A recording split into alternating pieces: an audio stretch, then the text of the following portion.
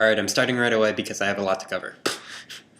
Yeah, that's a lie. Really, I don't have that much in response to anyone. I've got a little bit for Katie, but James, I'm sorry, you didn't really give me much to work with there, so I'm probably just gonna think of something random. Or maybe not random, but at least whatever's in my head, so there's that. So, Katie, yes. Yeah, I think you kind of misunderstood me. It kind of just seemed to me that you were taking what I was saying as a generalization. I really wasn't trying to make any blanket statements there with my last video. You of all people should know, and I want everyone else to know this too, that I definitely can appreciate pondering the pointless. I mean, it definitely is a good thing to be able to make life more interesting by, like, assigning numbers to trees, or numbers to trees. That's really the first thing that came into my head. Whatever, the point is, I do sometimes enjoy thinking about that sort of stuff, but occasionally it can just get frustrating, and that was an example of one time.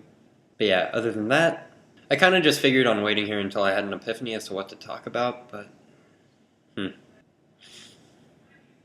how bad would it be if I talked about epiphanies themselves? Whatever, I don't care. I actually have stuff to say about them, so yeah. The epiphanies I have tend to be, well, apart from far and few between, they tend not to be very good ones. Now, I think I can actually put my bad epiphanies into categories as to reasons why they're bad. They're the ones that really shouldn't be epiphanies at all. For example, it would make sense that after getting 4 hours of sleep a night for 5 nights in a row that you would be tired enough to fall asleep whenever. And yet, I've still kind of been surprised at my ability to fall asleep these last few days. I guess I can kind of blame that on the tiredness. And I'm having trouble thinking of other examples, but pretty much any time when you've had, like, a sudden realization and you've told your friends and they were like, oh, you didn't know that?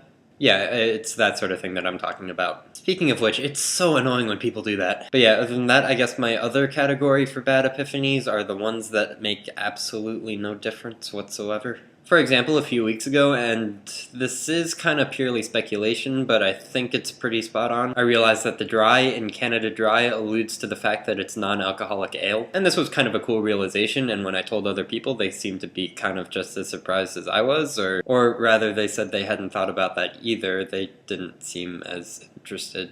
I do kind of have to wonder what led me to that particular realization, though, because I haven't had Canada Dry in like half a year. I worry sometimes that I'm allocating my brain space poorly. I can't worry about it too much, because I do get good ideas sometimes. Usually they're just little things, like I managed to open a pixie stick, one of those plastic ones, without a pair of scissors. I was proud of that one.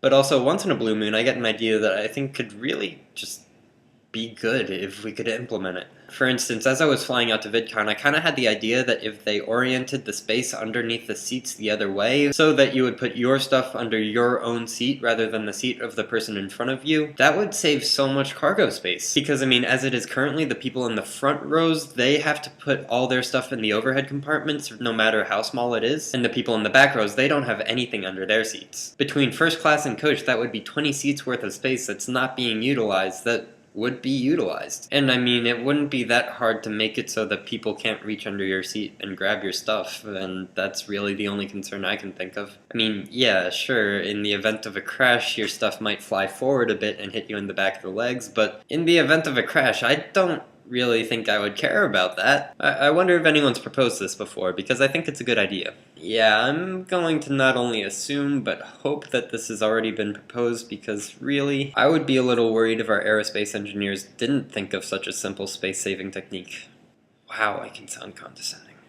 Not that that was really any sort of conclusion, but I think it's about as much of a conclusion as I'm going to get here, so I'm just going to say I'll see you tomorrow, Jeff.